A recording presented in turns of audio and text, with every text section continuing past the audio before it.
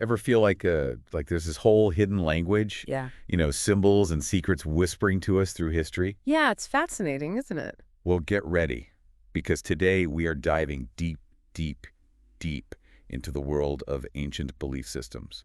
Gonna uncover just how connected they really are. Really is amazing when you think about it. It really is, especially how their echoes, they still resonate today. Yeah. Like in the traditions of Freemasonry. Oh, yeah, absolutely. To think about these, what seem like totally different cultures, right? Yeah. Separated by so much time and distance, and yet Sharing these common threads. common threads. Like, how is that even possible? It's like stumbling upon, I don't know, some secret library. You open it up, ancient texts everywhere, and suddenly you realize they're all speaking to each other. A hidden conversation across time. I love that. Right. And you know what our guidebook is for this little expedition? Let me guess. Not the latest thriller. Nope. We're talking Albert Pike, Morals and Dogma of Ancient and Accepted Scottish Rite of Freemasonry, 1878 edition. Oh, Pike. Dense but rewarding. We'll be your trusty translators for this one, folks. Decoding the jargon so you get those aha moments. Exactly. It's not exactly, what's the word? Easy listening. But hey, we love a good challenge. So we're going full on Indiana Jones here, trading in those whips for wisdom. Here, love it. But before we go raiding any metaphorical temples of knowledge here. Yeah, good point. We should probably lay some groundwork. What exactly are we after? Why should anyone care about ancient religions and, let's be honest, a group mostly known for their secret handshakes? It's a fair question. I mean, at first glance, they might seem kind of like, I don't know, totally unrelated. Right, but here's the thing. They weren't isolated. These ancient systems, they were constantly talking to each other. Frogging. Well, borrowing, adapting, influencing, a global tapestry woven together over centuries. Wait, so instead of separate threads, it's more like this one continuous story, just being told and retold, but like in different languages, different symbols. Now you're getting it. And by understanding how those beliefs echo through time, particularly within Masonic tradition, we unlock something. Not just history, but the human search for truth. Meaning, this isn't about judging the past. It's about grasping its significance. Like Pike says, and I'm paraphrasing here, truth always hiding under symbols. Always. So we got to learn to read those symbols. No, that's the key. Unlock that embedded wisdom. And Pike points to a great example, ancient Egypt. Specifically, the religion of Moses. Ah, yes. It's fascinating, isn't it? Even something as seemingly rigid as Mosaic law. Think 10 Commandments, right? It wasn't static. As they journeyed, beliefs absorbed elements from other cultures, especially during their time in Egypt. No surprise there. Makes sense. I mean, cultures rub off on each other, right? Yeah. Especially back then. Empires rising and falling, trade routes connecting everything, ideas traveling along with them. Oh, absolutely. Like, think about Alexander the Great. Conquering huge chunks of the world, throwing different cultures together. It was bound to create some fascinating blends, a melting pot of philosophies. Right, like a philosophical United Nations almost. Exactly. But it wasn't just about being near each other, was it? It was like this deliberate search for truth. And that brings us to, well, in my humble opinion, one of the most intriguing groups we'll encounter today. The Gnostics. Ah, the Gnostics. Talk about a group shrouded in mystery. I know.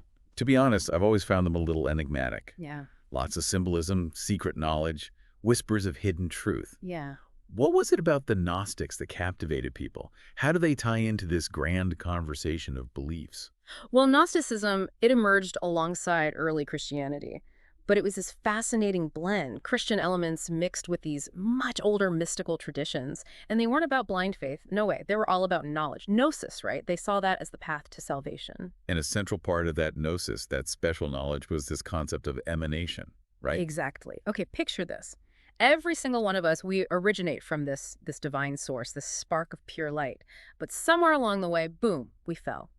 Descended into this flawed material world. And it's all about getting back to the source. Finding our way back. Exactly. That's the journey. And to navigate that journey, they relied heavily on, allegory, symbolism. Yes. They found hidden meanings in scripture, in myths. Like Pike suggests, they believed that truth, it was often veiled. You got to work for it. You got it. Deeper understanding unlocks those secrets. In fact, they even went so far as to say that traditional scripture, the writings of the apostles, were incomplete. They contain only the germs of another doctrine. Whoa.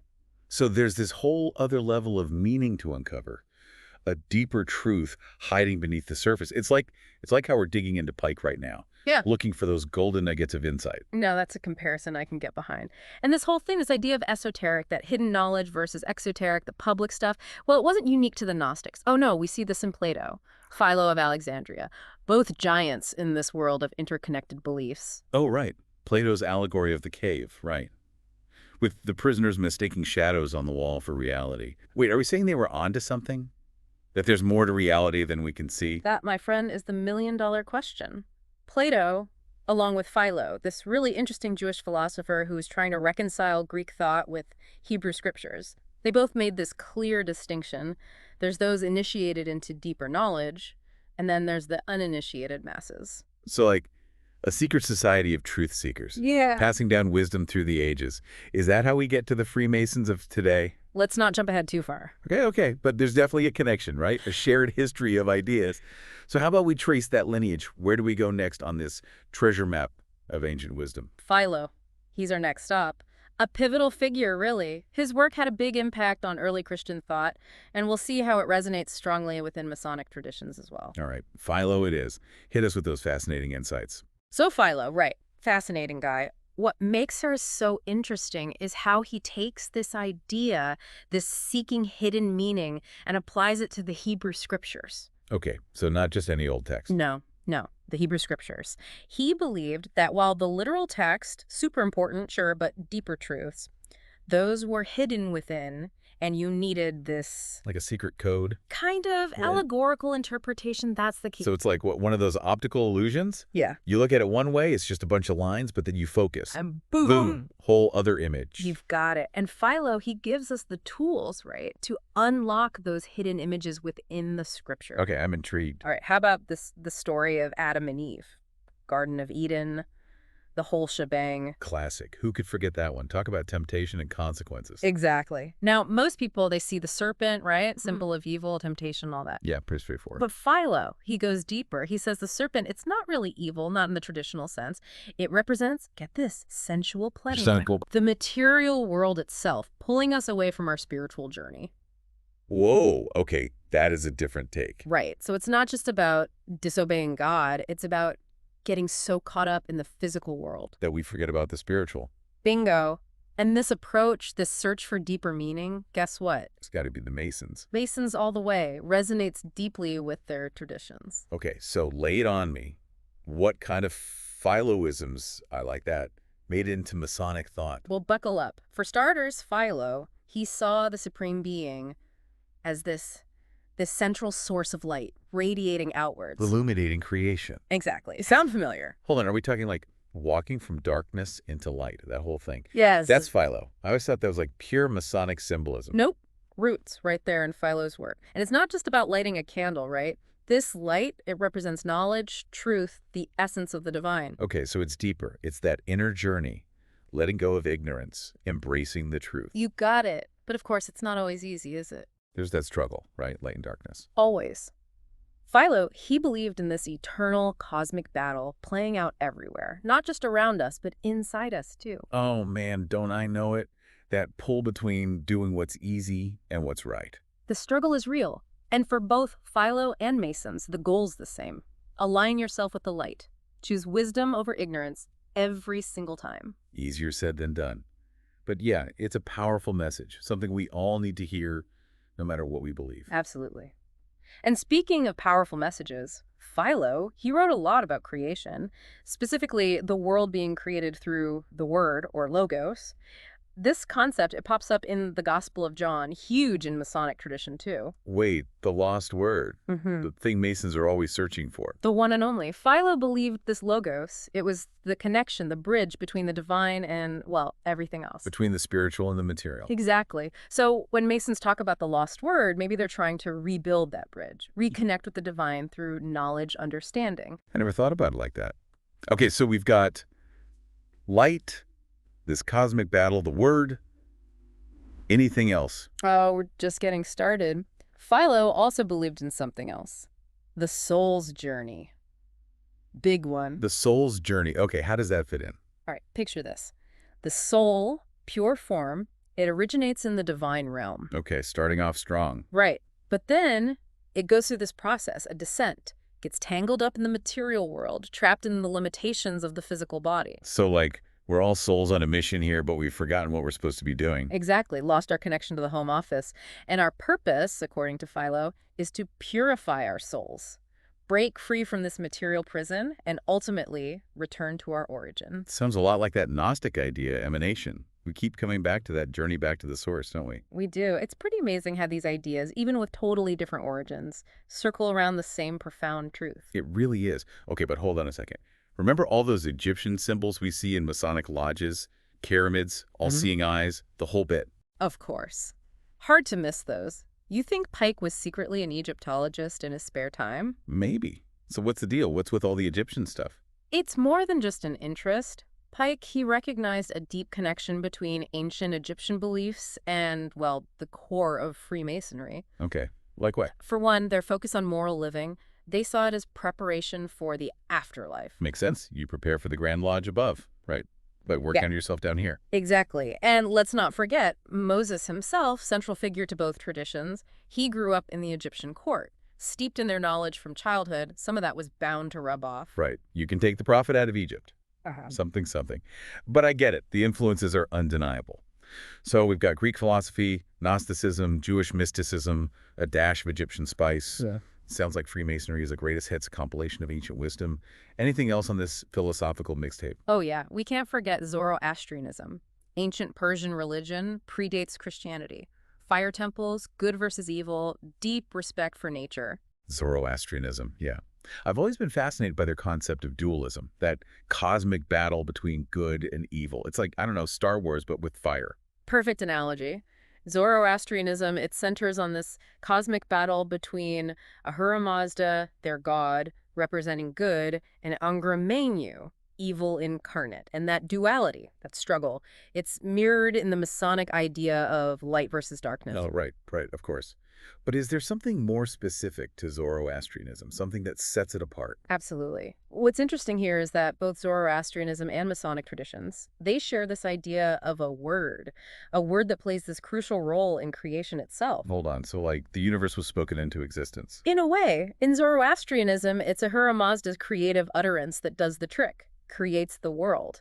Not unlike the word in John's Gospel, or, you guessed it, the Masonic search for that lost word. Okay, now my mind is blown. Are you saying that language itself has this creative power? That there's this link between words and the divine spark of creation? Now you're really thinking. It's a powerful concept, isn't it? This idea that words can shape reality, central to both traditions. It is powerful. And kind of scary when you think about it. Like, we throw words around all the time, but do we really understand their potential? It's a humbling thought, for sure. But speaking of hidden potential, how about we talk about the Essenes? The Essenes. Oh, right. Known for their, what was it, mystical practices. And, of course, those Dead Sea Scrolls. Always a good mystery. The Essenes. Their whole story is like something straight out of a Dan Brown novel. This secretive community living out in the Judean desert, guarding ancient texts that could, well, rewrite history. Okay, now I'm hooked. Tell me everything. What secrets did they hold? How do they fit into this giant puzzle of beliefs? It really is kind of overwhelming when you think about it. Like, all these ancient thinkers grappling with these huge questions, and here we are trying to follow in their footsteps. That's exactly why Pike wants us to study these traditions, not to get bogged down in all the details, but to reconnect with these universal truths. These truths that just keep popping up everywhere we look, right? Across different cultures, different time periods, like they're trying to tell us something. Exactly. It's about tuning into that timeless wisdom, the stuff that speaks to us on a deeper level.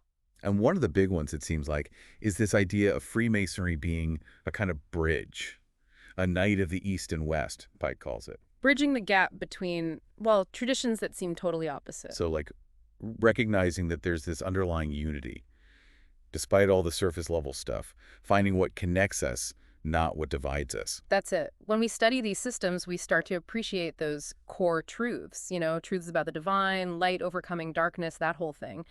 They go way beyond any one religion. Do you speak to something deeper, something, I don't know, fundamental to what it means to be human, right? I think so. Like, we're all on the same quest, searching for the same light, even if we're using different maps to get there. Love that. It's like when you travel to a new country, right? Everything seems so different, the language, the customs, everything.